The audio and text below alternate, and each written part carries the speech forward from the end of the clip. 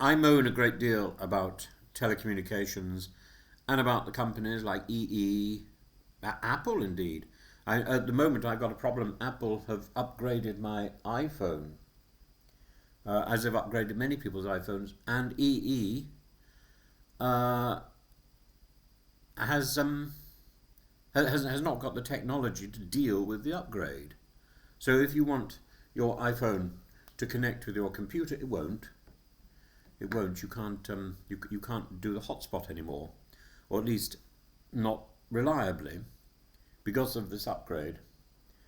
And it's taken me about 4 days to work out what the problem is. The problem is Apple, and and even getting them now to sort out a fix is really hard work.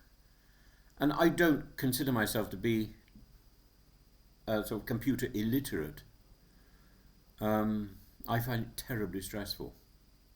What should work, what you pay for, doesn't work because people have been tinkering around the edges and improving things and not talking to each other. And this seems to fit in very well with the story about Virgin Media. We have become weary of corporate apologies. They follow a familiar script, a mixture of regret, promises of reform, veiled excuses that attempt to shift the blame. Virgin Media's latest performance belongs squarely in this genre. But it's far more serious than a call centre queue or a poorly timed price rise. Ofcom has fined the company now £23.8 million for putting thousands of elderly and vulnerable customers at direct risk of harm. And that stark language is not political hyperbole, it is a verdict rooted in life and death consequences. At the heart of the scandal lies the switchover from copper-based landlines to digital systems. It's undoubtedly true that the old network is creaking, parts no longer manufactured, faults rising, maintenance costly, but progress cannot come at the price of safety. For many older people, the landline is not a nostalgic comfort or quaint relic of an analogue past. It's the primary connection to emergency care.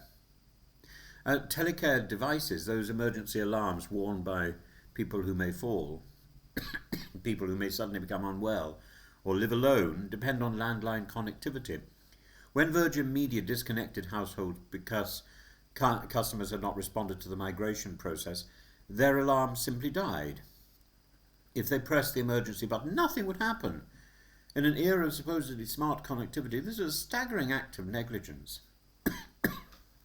Ofcom's findings are damning, and rightly so. Virgin Media failed to identify properly who relied on telecare. Its systems were riddled with gaps in information. It chose to proceed with disconnections while being aware of the risks. And it left the burden of setting up replacement equipment on the very people least able to manage a technical installation. It is a perfect storm of weak safeguarding, poor data, corporate haste. Campaigners have been warning loudly.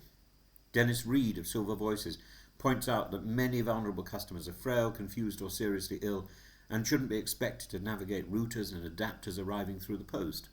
He accuses government of abandoning responsibility on a major national infrastructure project, hiding behind vague guidance and leaving commercial operators to improvise. That criticism hits home. Ministers love to boast about modernisation, but when things go wrong, someone else is always to blame. Virgin Media's counter-argument that councils and telecare providers should step up is an admission that the company pressed ahead, knowing the support system was inadequate. It's like a builder installing lifts before the power supply exists and shrugging when the doors fail to open. There's a deeper cultural problem here. Telecommunications firms have become accustomed to assuming everyone owns a smartphone, everyone checks email constantly, everyone's confidently plugging things in. For millions of people, that's simply not true. Our society has engineered a sophisticated digital divide that maps closely onto age, disability and poverty. These gaps are becoming dangerous. The fine itself will go to the Treasury, which does little to help the people who were left unprotected. The remedies now promised are sensible, better identification of vulnerable users, home visits, post-installation checks, clearer communication, but they come after the damage was done. A project that should have been defined by caution, by patience, by meticulous planning was instead driven by speed and by commercial priority. Ultimately, this case tells us something uncomfortable about modern Britain. We are quick to celebrate technological upgrades, but far too slow to consider the human beings who depend on the older system. And when convenience for the company outweighs safety for the citizen, we have lost sight of the purpose of public regulation. Ofcom has at least drawn a bold line: safety first, profit second. And that's a principle that every telecom provider should now respect.